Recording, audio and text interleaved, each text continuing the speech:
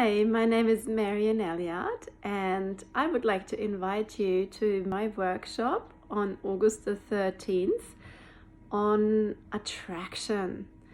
My passion is to research the natural occurrences in the universe and find out why they are never a mistake.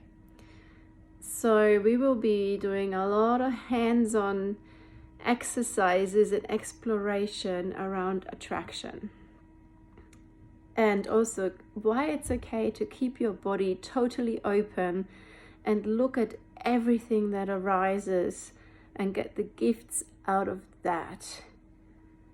So also how we can keep attraction alive in relationship, and why it potentially can die off if we're not totally honest with ourselves or with our partners, and why there is no end to intimacy if we know how to look for it and how to generate it.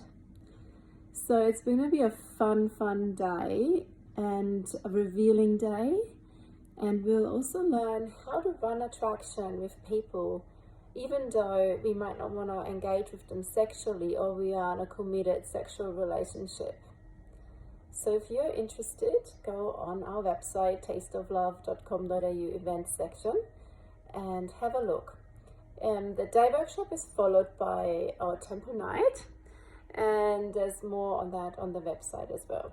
I love to see you there.